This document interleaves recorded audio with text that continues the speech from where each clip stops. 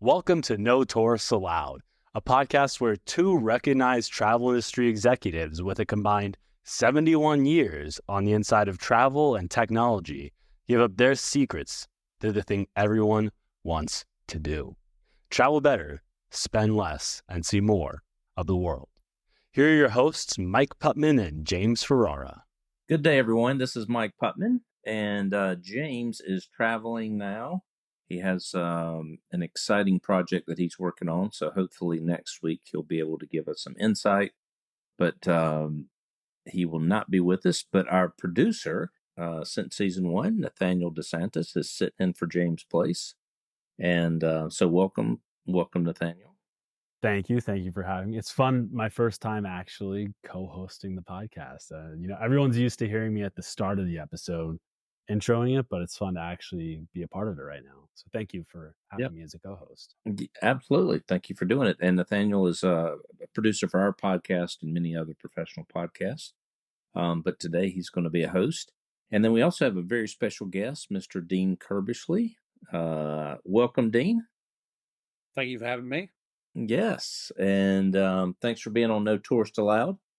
And Dean is someone I've known for quite some time. And Dean is just one of those guys, just super interesting guy.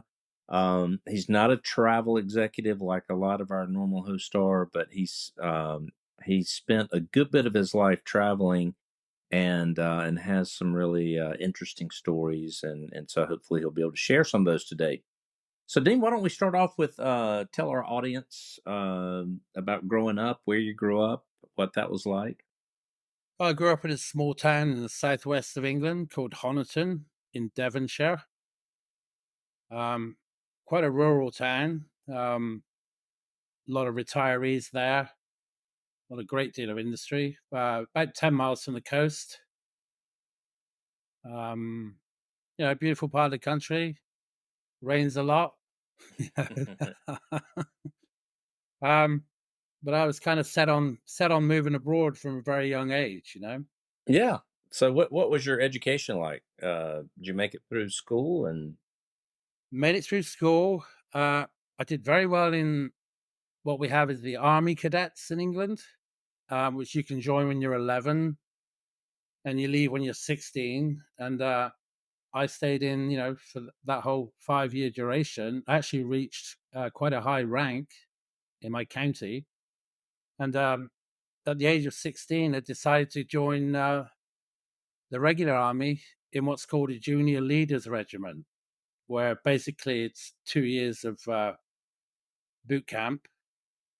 And then you go into the adult army, at 18 with a minimum of a lance corporal ranking. Oh, nice. But however, I didn't quite complete that. Once I come out of there, I went back into full-time education and to do microelectronics. It was at a time when computers were just being developed. Government actually paid people to go and learn about microelectronics and the internal architecture of computers, which I did for a couple of years in Plymouth. And then got a job after that, very close to where I was from. And fortunately, that place closed down, and I had an opportunity to go to the south of France, where my cousin, who was in the Merchant Navy, he'd retired from that, and he was working on private motor yachts. And he kindly invited me to come down there to Nice in the south of France and work with him for a summer. Yeah. And by the way, that is over Dean's shoulder for those of you who are watched the video. That is a peacock. That's one of Dean's. Yeah, I was just gonna comment. You can see it like moving around right behind you, like ducking. Yeah, there he is. There he is. Yeah. I'm telling you, Dean's quite an interesting character, and his collection of birds is only part of it. All right, Dean. So you moved down to the south of France, and your cousin is working on these yachts. And did you get a job doing that? Well, I actually took the bus from my hometown all the way to the south of France. 30 hours on the bus. With a backpack. And my cousin told me, just walk into this bar in this small town called Villefranche-sur-Mer, but that's got a lot of history as well. That town, that's actually where the Rolling Stones lived in the 70s. My cousin told me to walk into this bar and ask for this particular guy, and he would, because he was away on the boat, he'd be back in a few days, you know. So I walk into the bar, I asked for this guy. His nickname was Oggy. So turns out he's sitting right next to me, and he has absolutely no idea that I was coming. My cousin had told me I could happily stay at his house, at Oggy's house, until he returned, but the guy knew nothing of me, you know. Anyway, he let me stay, and eventually my cousin showed up, and then he took me down to this other small town called Antibes in the south of France, where his boat was in port. Worked on his boat, you know, lived on the boat, and done a lot of work on it during the winter, during the off season. All right. Yeah. So for our listeners who don't know, that area of the south of France connects to Monte Carlo, and all the big yachts go to Antibes because they're too big to get into the harbor. You call it a harbor, I guess, of Monte Carlo, right? Yeah. So the big the big, what I would refer to as super yachts. I don't know if that's the correct term. Yeah. But Yeah, that's the really correct, big ones are yeah. there in Antibes. Yeah, exactly. Yeah. So yeah, you know, that was interesting time, and then that job kind of came to an end, and I was off. I actually worked for a marine electronics company that were based out of Saint Laurent du Var, which is between Antibes and Nice, and worked for them for a couple of years. I was just installing marine electronics and all the super yachts, you know, and then they decided they were going to close down, and you know, I got a job with a friend of mine gave me a job laboring on a construction site in Villefranche, but high up on the mountain, you know, overlooking Villefranche. I worked there for a number of years, and so one day we were getting paid cash to work there, cash on a Friday, you know. One time, French customs came, and most people ran away. A couple of us got caught, and anyway, we managed to evade the police and the customs, and they closed down the construction site for a couple of weeks, and there was 30 of us working there, and they decided they were only going to keep 10, and the guy that was running the job, he was actually American from California, and he never let on, but after we they established a company and we were, you know, paying taxes and working there, he actually told us the truth that we were actually building Tina Turner's villa. Oh boy. Yeah. You had no idea at the time, huh? Absolutely no idea. No, no. No, he didn't let on at all, you know. So anyway, I ended up staying there for 8 years, you know, constructing the villa. You worked on the villa for 8 years? 8 years, yeah. And for the last, I'd say the last 3 to 4 years, Tina Turner lived there with us and helped us around, you know, around the place. So Oh, it's so you very actually interesting. you Yeah. lived at the villa too? No, I didn't live at the villa. No, Oh, no, no.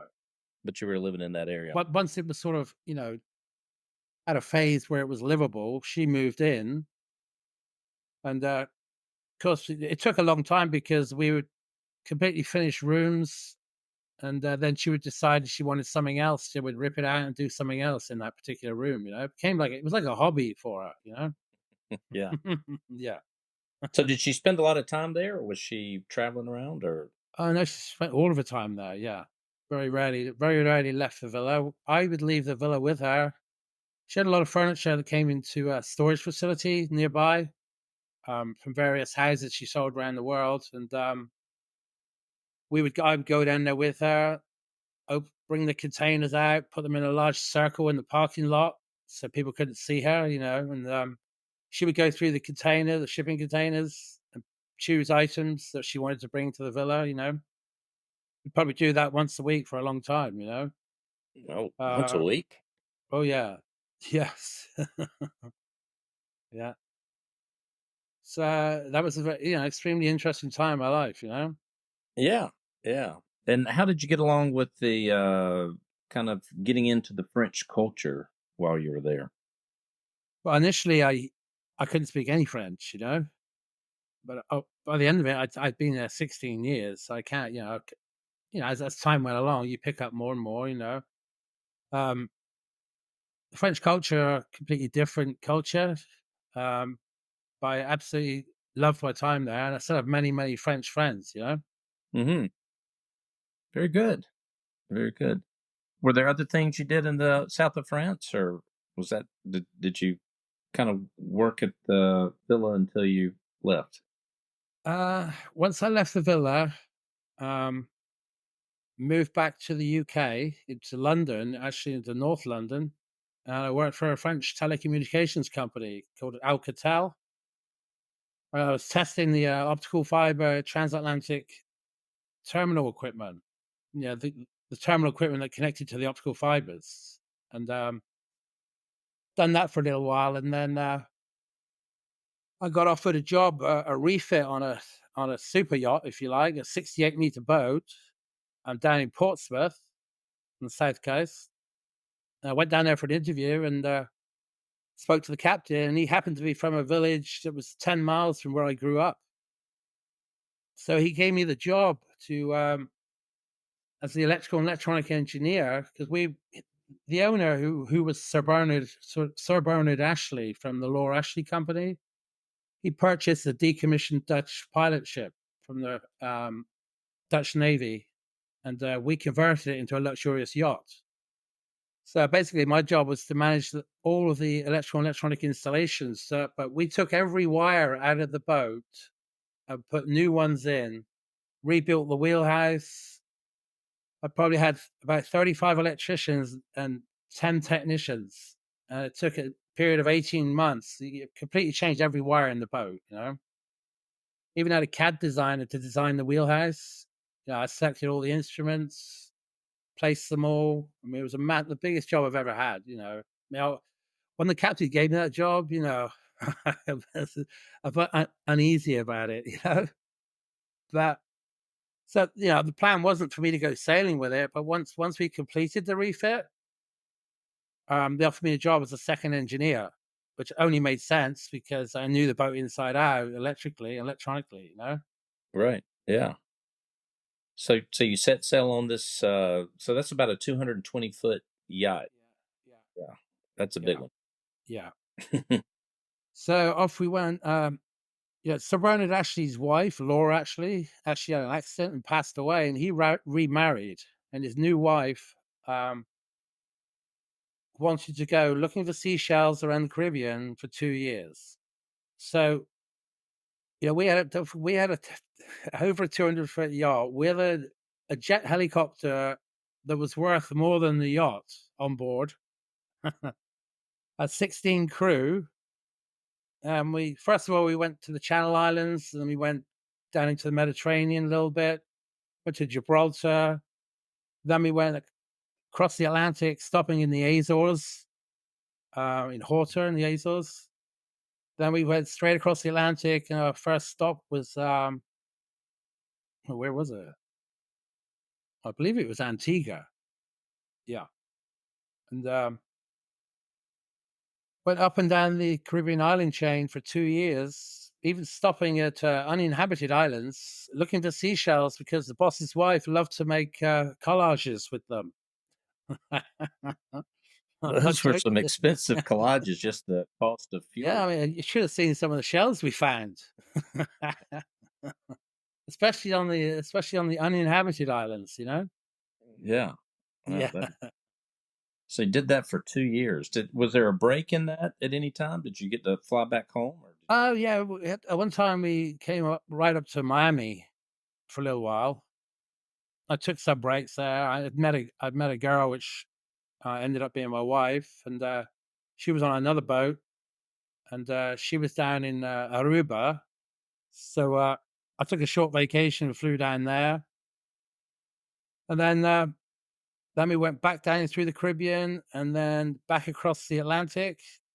And we stopped in Falmouth in Cornwall. was our first stop. Well, actually, we stopped in the Azores as well on the way back. But Right. most boats across the Atlantic, they'll stop in the Azores, Yeah. just for a break, Yeah, and then back to Falmouth in England, and then we came around the English coast a little bit. All of our friends and family were invited onto the ship.